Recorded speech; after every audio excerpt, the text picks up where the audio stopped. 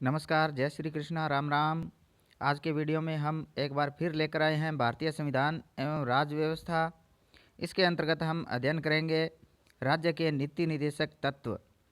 तो एक राज्य के नीति निर्देशक तत्व है वो हम अध्ययन करेंगे। तो भारत के जो नीति निर्देशक तत्व संविधान में दिए गए हैं वो भाग 4 में है और अनुच्छेद 36 से लेकर 51 तक वर्णित है।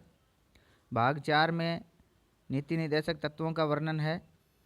नीति निर्देशक तत्व संविधान की आत्मा और दर्शन है। यह विधायी, कार्यकारी एवं प्रशासनिक मामलों में राज्य हेतु संवैधानिक निर्देश या सिफारिशें हैं। इनका उद्देश्य लोक कल्याणकारी राज्य की स्थापना करना है।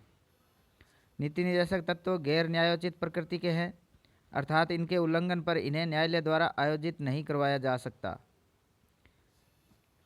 अनुच्छेद 36, इसमें राज्य की परिभाषा दी गई है। संघ की विधायिका एवं कार्यपालिका, राज्यों की विधायिका एवं कार्यपालिका, अन्य प्राधिकारी, सार्वजनिक क्षेत्र के उपक्रम और राज्य निधि से पोषित, तो ये सभी राज्य क्षेत्र के अंतर्गत है।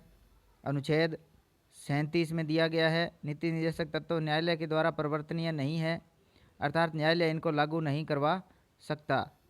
अनुच्छेद 38, राज्य ऐसी सामाजिक व्यवस्था का निर्माण करें जिसमें सामाजिक, आर्थिक, राजनीतिक न्याय उपलब्ध हो व किसी भी प्रकार की असमानता न हो।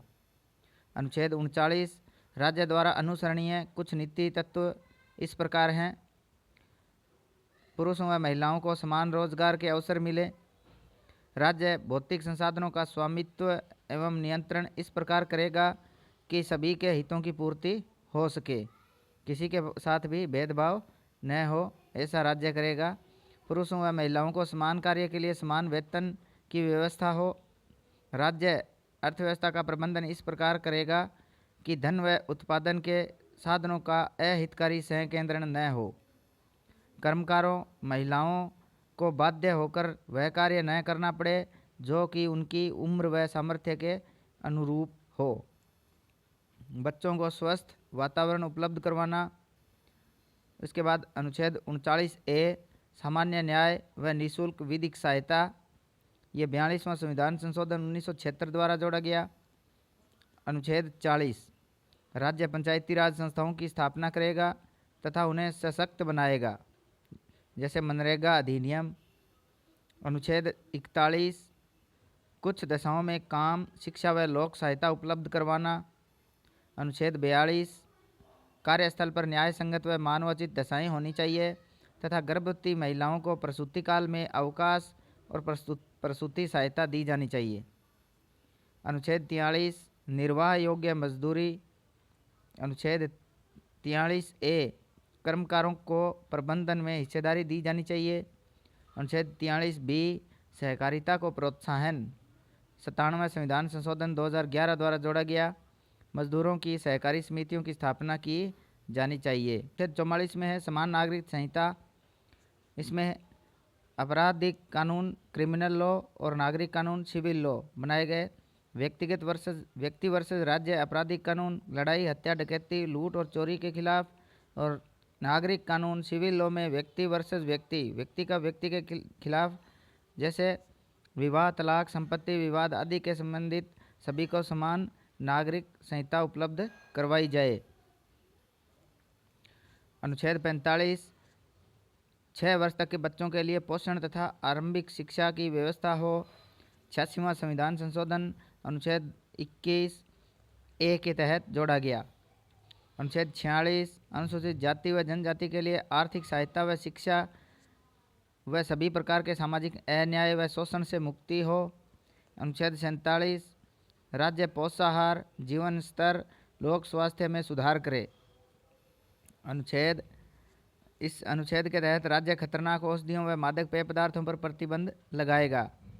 अनुच्छेद 48, कृषि एवं पशुपालन में आधुनिक व वैज्ञानिक तकनीकों का प्रयोग किया जाना चाहिए। पशुओं की नस्ल सुधार एवं संरक्षण के प्रयास हों तथा बुच्चड़खानों को बंद किया जाना चाहिए। गोवध निषेध। अनुच्छेद 48A, पर्यावरण संरक्षण तथा संवर्धन, वन तथा वन्य जीवों की रक्षा। अनुच्छेद 49 राष्ट्रीय महत्व के स्मारकों, स्थानों व वस्तुओं का संरक्षण किया जाना चाहिए। अनुच्छेद 50 कार्यपालिका से न्यायपालिका का पृथक्करण हो। अनुच्छेद 51 विश्व शांति व सुरक्षा की स्थापना करना। विभिन्न देशों के मध्य सौहार्दपूर्ण व न्यायपूर्ण संबंधों को बढ़ाना। अंतर्राष्ट्रीय संधियों, समझौते व कानूनों का सम्मान करना। अंतर्राष्ट्रीय विवादों को मध्यस्थता से सुलझाना। मूल अधिकार बनाम नीति निर्देशक तत्व। अब अगला पॉइंट है हमारा मूल अधिकार और नीति निर्देशक तत्व। चंपकम दुरई राजनवाद 1951 सुप्रीम कोर्ट ने यह माना कि यदि मूल अधिकारों व नीति निर्देशक तत्वों के बीच यदि किसी प्रकार का विरोधाभास होता है तो इस स्थिति में मूल अधिकारों को सर्वोपरि माना जाना चाहिए। प्रथम संविधान संशोधन 1951, इसके द्वारा अनुच्छेद 31A व 31B को संविधान में जोड़ा गया तथा इससे संपत्ति के अधिकार को सीमित किया गया। इसके तहत प्रावधान किया गया कि सामाजिक कल्याण व संसाधनों के न्यायपूर्ण वितरण के उद्देश्य से राज्य निजी संपत्ति का अधिग्रहण कर सकता है। मूल अधिकारों को सीमित करने वाले ऐसे कानूनों को यदि 9वीं अनुसूची में रखा जाता है तो इसका न्यायिक पुनरावलोकन नहीं किया जा सकता। चौथा संविधान संशोधन 1955 जनहित में राज्य सभी निजी व्यापारों का राष्ट्रीयकरण कर सकता है तथा इसके बदले सरकार द्वारा दी गई क्षतिपूर्ति राशि को न्यायालय में चुनौती नहीं दी जा सकती। कुछ अतिरिक्त अधिनियम 9वीं अनुसूची में शामिल किए गए। इस प्रकार पहले व चौथे संविधान संशोधन में मूल अधिकारों की बजाय नीति निर्देशक तत्वों को अधिक महत्व दिया गया। केरल शिक्षा विधेयकवाद 1958, इसमें न्यायालय ने मूल अधिकार व नीति निर्देशक तत्वों के बीच सामंजस्य व संतुलन का सिद्धांत दिया, जिसका अर्थ है कि दोनों एक दूसरे के अनुपूरक हैं। इसके बावजूद यदि दोनों के मध्य विरोधाभास होता है तो मूल अधिकारों को ही प्राथमिकता दी जानी चाहिए। 17वां संविधान संशोधन 1964, इसके तहत 44 नए अधिनियमों को 9वीं अनुसूची में जोड़ा गया। यदि सरकार कृषि भूमि का अधिग्रहण करती है तो उसे पर्याप्त क्षतिपूर्ति देनी होगी।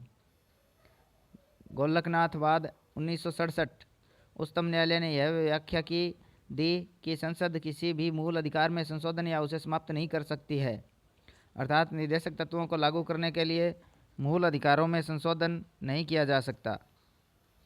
24वां संविधान संशोधन 1971, इसमें संसद को संविधान संशोधन अधिनियम के तहत मूल अधिकारों में संशोधन करने या उन्हें समाप्त करने की भी शक्ति दी गई। 25वां संविधान संशोधन 1971, इसमें अनुच्छेद 31C संविधान में जोड़ा गया। इसमें प्रावधान किया गया कि अनुच्छेद 39B और 39C के उद्देश्यों को प्राप्त करने के लिए यदि संसद कोई अधिनियम पारित करती है और यह अनुच्छेद 14, 19, 31 के मूल अधिकारों को सीमित करता है तो इस आधार पर अधिनियम को अवैधानिक घोषित नहीं किया जा सकता है। इस प्रकार की विधि को न्यायालय में चुनौती नहीं दी जा सकती। केशवानंद भारती वाद 1973, उच्चतम न्यायालय ने 24वें व 25वें संविधान संशोधन को वैधानिक माना, अर्थात संसद मूल अधिकारों में कटौती कर सकती है, किंतु इसमें अनुच्छेद 31C के दूसरे प्रावधान को असंवैधानिक घोषित किया गया क्योंकि यह न्यायालय को न्यायिक समीक्षा के अधिकार से वंचित करता है, जो कि संविधान का बुनियादी ढांचा है। 42वां संविधान संशोधन 1976, इसमें अनुच्छेद 31C का विस्तार किया गया। सभी नीति निर्देशक तत्वों के उद्देश्यों को प्राप्त करने के लिए यदि संसद कोई अधिनियम पारित करती है और इससे अनुच्छेद 14, 19 व 31 के मूल अधिकारों का हनन होता है तो इस आधार पर यह अधिनियम अवैधानिक नहीं होगा। मिनर्वा मिल्स वाद 1980, इसमें अनुच्छेद 31C के विस्तार को चुनौती दी गई। उच्चतम न्यायालय ने इस विस्तार को अवैधानिक करार देकर अनुच्छेद 31C को पूर्ववर्ती रूप में स्वीकार किया। इसी समय न्यायालय ने माना कि मूल अधिकार व नीति निर्देशक तत्व एक दूसरे के विरोधाभासी नहीं है, दोनों का उद्देश्य समान है, जन कल्याण है, अतः ये एक दूसरे के पूरक है। दोनों एक ही गाड़ी के पहियों के समान है जिससे हमारा समाज आगे बढ़ेगा। दोनों के मध्य संतुलन संविधान का बुनियादी ढांचा है। इसके बावजूद यदि दोनों में कोई विरोधाभास होता है तो नीति निर्देशक तत्वों की तुलना में मूल अधिकारों को सर्वोपरि माना जाएगा। वर्तमान स्थिति, नीति निर्देशक तत्वों की तुलना में मूल अधिकार श्रेष्ठ है, किंतु अनुच्छेद 39B व 39C के निर्देशक तत्व अनुच्छेद 14 व 19 के मूल अधिकारों की तुलना में श्रेष्ठ है। इसके बाद आते हैं मूल अधिकार और मूल कर्तव्य, फंडामेंटल राइट्स और हमारे ड्यूटीज़ है। इसमें है यह संविधान के जो मूल अधिकार है संविधान के साथ ही लागू हो गए, इन्हें लागू करने हेतु विधि निर्माण की आवश्यकता नहीं है। और मूल कर्तव्य यह संविधान के साथ लागू नहीं हुए, इन्हें लागू करने हेतु विधि निर्माण की आवश्यकता होती है। मूल कर्तव्य यह न्यायालय के द्वारा परिवर्तनीय नहीं है, लेकिन जो मूल अधिकार है यह न्यायालय के द्वारा परिवर्तनीय है। मूल अधिकार राजनीतिक लोकतंत्र की स्थापना करते हैं और मूल कर्तव्य ये सामाजिक आर्थिक लोकतंत्र की स्थापना करते हैं। मूल अधिकार व्यक्तिगत प्रकृति के हैं और मूल कर्तव्य सामाजिक व सामुदायिक प्रकृति के हैं। मूल अधिकार इनकी प्रकृति नकारात्मक है और मूल कर्तव्य है इनकी प्रकृति सकारात्मक है। इसके बाद गांधी के सिद्धांतों पर आधारित मूल कर्तव्य है, वो है अनुच्छेद 40, अनुच्छेद 43B, अनुच्छेद 46, अनुच्छेद 47 और अनुच्छेद 48। और उदारवादी व बौद्धिक सिद्धांत पर आधारित जो मूल कर्तव्य है वो है अनुच्छेद 44, अनुच्छेद 45, 48, 48A, 49, 50 और 51। यह उदारवादी व बौद्धिक सिद्धांतों पर आधारित मूल कर्तव्य है। तो आज के वीडियो में मूल कर्तव्य के संबंध में इतना ही। अगर वीडियो अच्छा लगे तो वीडियो को लाइक और शेयर करें और चैनल को सब्सक्राइब करें। हमारे और वीडियो देखने के लिए हमारे साथ बने रहें। धन्यवाद।